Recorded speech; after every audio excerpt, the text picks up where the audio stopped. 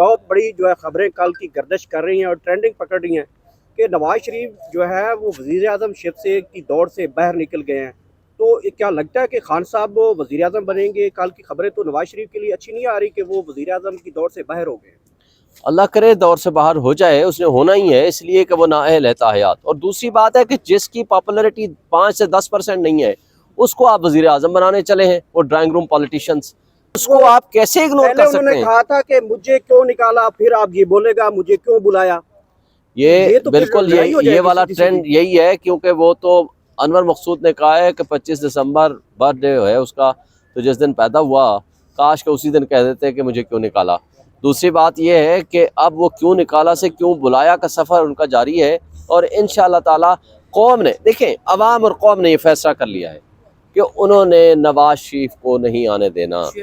इस सुपर लाडले के रास्ते में अवाम और कौम खड़ी है। देखें इलेक्शन कमीशन बहाने ढूंढ रहा है। पहला बहाना उसने ये निकाला, कभी एक बहाना कभी दूसरा बहाना, जी फंड्स नहीं मिल रहे, वो मिला हुआ था ना।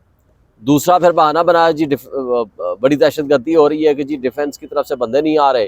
कोई एक बहाना किया उसने। अच्छा, उसके बावजूद उसने सुप्रीम कोर्ट ने लिखा कि उसने जमहूरियत को डिरेल किया है, उसने आइन की मुअत्तली की है, सुप्रीम कोर्ट ने ये लिखा है। लेकिन इस सब कुछ के बावजूद मुझे ये बताएं कि जो कुछ हो रहा है ये सिर्फ ड्रामेबाजी है। और ये जो हाई कोर्ट का ऑर्डर था या सुप्रीम कोर्ट में आया, जो रात को कोर्ट लगी, वो सारी की सारी आपके सामने है।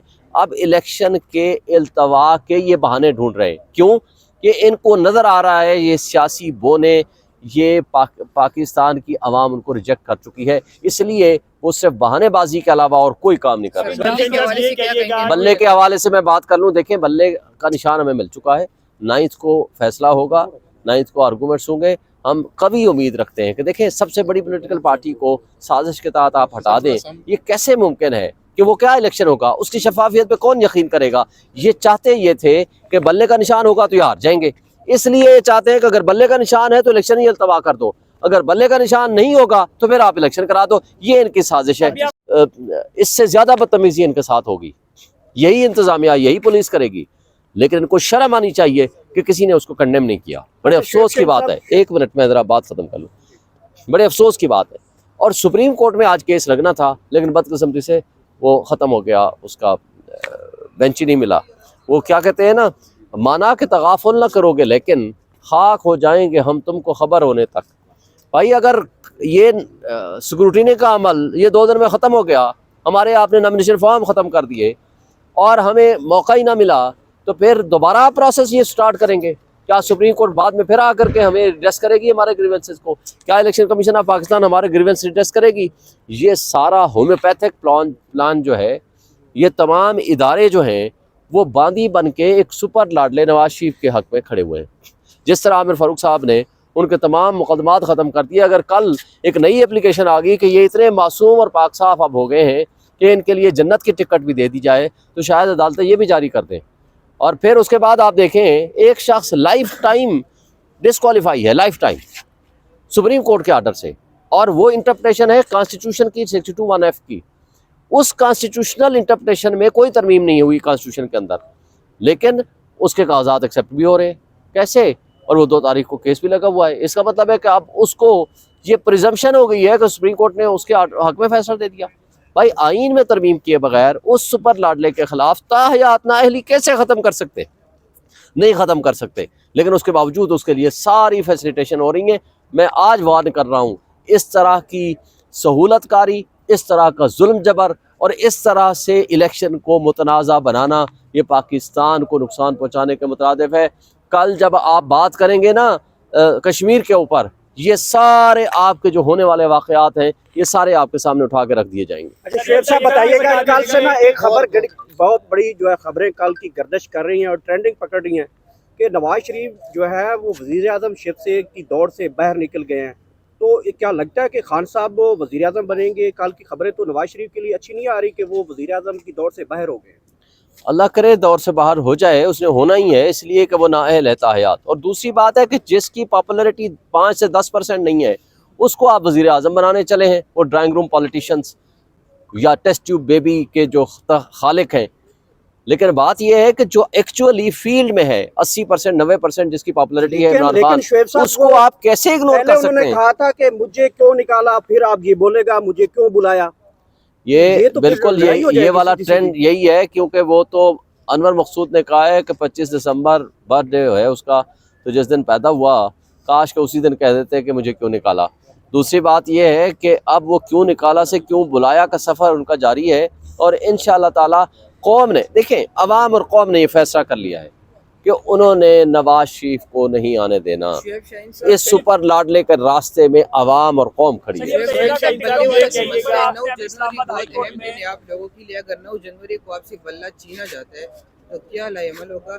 जो आज़ाद उम्मीदवारों ने कागजात जमा करवाए उसमें सर कोई पार्टी को मेंशन नहीं किया, कोई सर्टिफिकेट नहीं अटैच और किया। इससे में ही सर ऐड कर लें कि इलेक्शन कमीशन ने कल कहा कि अदालतों की मुदाखलत की वजह से इंतखाबात कराना मुश्किल हो रहा है। देखें इलेक्शन कमीशन बहाने ढूंढ रहा है। पहला बहाना उसने ये निकाला, कभी एक बहाना कभी दूसरा बहाना, जी फंड्स नहीं मिल रहे, वो मिला हुआ था ना। दूसरा फिर बहाना बनाया जी बड़ी दहशतगर्दी हो रही है कि जी डिफेंस की तरफ से बंदे नहीं आ रहे, कोई एक बहाना किया उसने। अच्छा, उसके बावजूद उसने सुप्रीम कोर्ट ने लिखा कि उसने जमहूरियत को डिरेल किया है, उसने आइन की मुअत्तली की है, सुप्रीम कोर्ट ने ये लिखा है।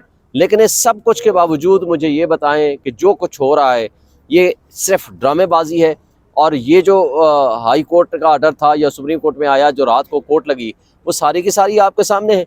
अब इलेक्शन के इल्तवा के ये बहाने ढूंढ रहे हैं, क्यों कि इनको नज़र आ रहा है ये सियासी बोने, ये पाकिस्तान की आवाम उनको रिजेक्ट कर चुकी है, इसलिए वो सिर्फ बहानेबाजी के अलावा और कोई काम नहीं कर रहे। बल्ले के हवाले से मैं बात कर लूँ, देखें बल्ले का निशान हमें मिल चुका है, 9 को फैसला होगा, 9 को आर्गूमेंट्स होंगे। हम कभी उम्मीद रखते हैं कि देखें सबसे बड़ी पॉलिटिकल पार्टी को साजिश के तहत आप हटा दें, ये कैसे मुमकिन है कि वो क्या इलेक्शन होगा, उसकी शफाफियत पे कौन यकीन करेगा।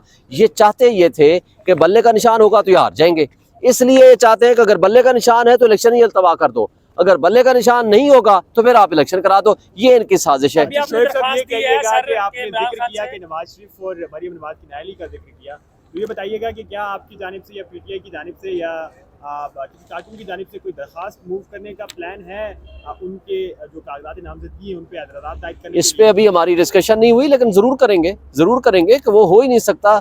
नवाज शरीफ तो ताहयात नाअहल है ना सुप्रीम कोर्ट के हुक्म से, लिहाजा सुप्रीम कोर्ट के हुक्म के बाद और आइन की तशरीह से आर्टिकल 62(1)(f) होने के बाद कोई भी रिटर्निंग ऑफिसर उनको ये सर्टिफिकेट नहीं दे सकता कि ये अहल है, और कोई देगा तो अनकॉन्स्टिट्यूशनल एंड इलीगल होगा। टिकटों की तकसीम के लिए अभी आपने इस्लामाबाद हाई कोर्ट में एक दरखास्त भी दी है कि आप इमरान खान से प्राइवेसी में टिकटों की तकसीम पर बात करना चाहते हैं और मुलाकात करना चाहते हैं। सर ये बताइएगा कि राना सनाउल्लाह साहब कहते हैं कि तहरीक इंसाफ सोशल मीडिया की जमात है, हम तो पार्लियामानी बोर्ड की मीटिंग्स कर रहे हैं 18-18, अभी आपने टिकटों की तकसीम का फाइनल फैसला नहीं किया। उनको कहे तुमने कौन सा फैसला कर लिया? टिकटों की तकसीम हमारे पास इस तमाम तर बदतरीन हालात के बावजूद 2400 हमारे लोगों ने कागजात जमा कराए और 100% हर जगह से जमा कराए। हमने पहले भी कहा था, आपको पता है ये सियासी बोने और ये बुज़दिल लोग क्या कहते थे कि जनाब इनके पास तो कोई कैंडिडेट ही नहीं मिलेगा। आज हर हल्के में हमारे पास 5-5, 7-7, 10-10 कैंडिडेट हैं। मैं हर प्रोग्राम में कहता था 7 से 14 कैंडिडेट हैं हमारे पास हर हल्के में, और हर आपके टीवी टॉक शो मेरे उठा लें, मैं पिछले 9th में के बाद स्पेशली 7-8 महीने से हर प्रोग्राम में कहता था 7 से 10 कैंडिडेट आपको या 14 कैंडिडेट आपको मिलेंगे, और आज यही पोजीशन है। लेकिन बात यह है कि हमें कंसल्टेशन करनी है, फाउंडर चेयरमैन है हमारा, लीडर है इमरान खान, उससे आप एक कागज़ का टुकड़ा लेके नहीं अंदर नहीं जा सकते। ये कैसा जुल्म है? क्या हम एक पॉलिटिकल पार्टी नहीं है? क्या हमारा हक नहीं है कि हम अपने लीडर के साथ कंसल्टेशन करें?